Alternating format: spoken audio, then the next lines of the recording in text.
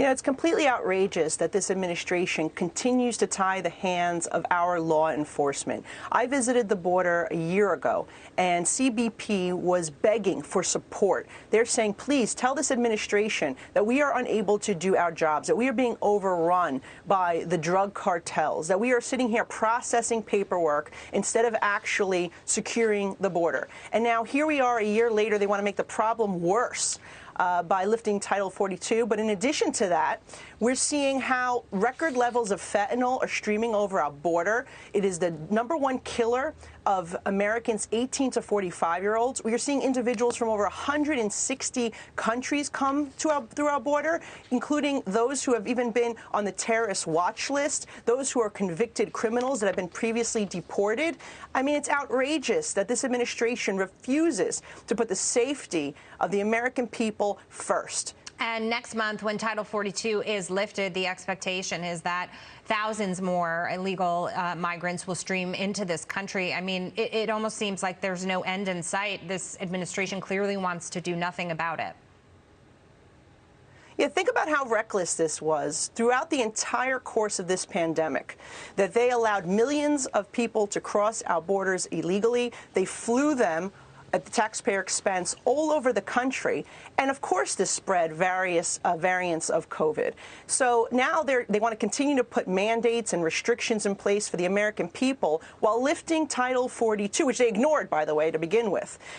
It is reckless. It is incompetence. And it is sad for the American taxpayers who have to foot the bill for this entire disaster. Everything from flying these migrants all over the country to giving them free attorney, to housing, to health care. It is so unfair at a time when the American people are struggling. They are struggling economically. They can't afford inflation. They are paying their taxes, and they're getting little in return, and then on top of it have to pay for other individuals who are here illegally. It is unfair, especially in the state of New York, and we've seen some of those videos where these migrants are flown into Westchester, for example, and they're released into the communities, and you say to yourself, our state is in so much trouble. And when it comes to New York City, for example, there's so many other things that we could be doing with the taxpayer dollars, yet we're taking on this extra burden.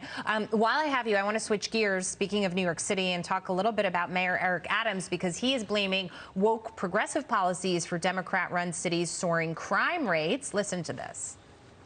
Major mistakes made throughout the years that destroyed the trust that the police commissioner is talking about.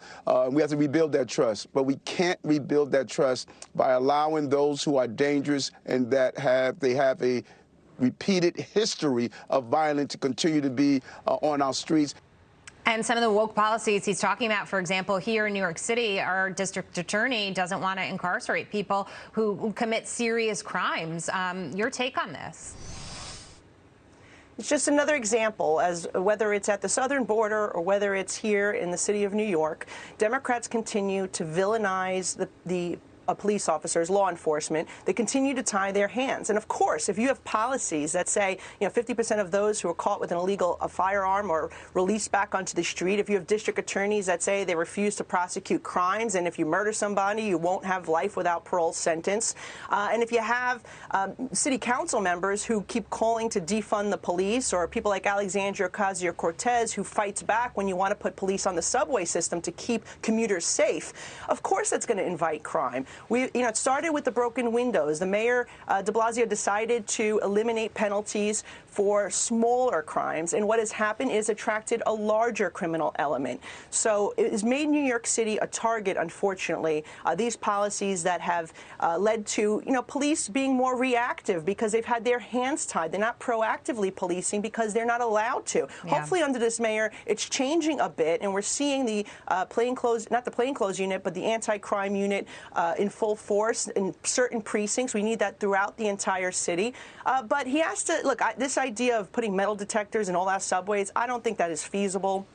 I don't think that's a realistic answer. I think the realistic answer is to put laws on the books and then enforce them. And we need judges, we need prosecutors, and we need elected officials who will be on the side of law and order. Yeah, and another issue with Alvin Bragg is you could put the people behind bars, or at least, make sure there's some penalty for jumping their fare, because I wonder, of all the crimes that are committed down in the subway, how many of those folks were paying their fare. I mean, it's these little things also that set the tone and make people realize in this city there are consequences for their actions as well. You know, it's something that so many people here feel is a huge quality of life issue.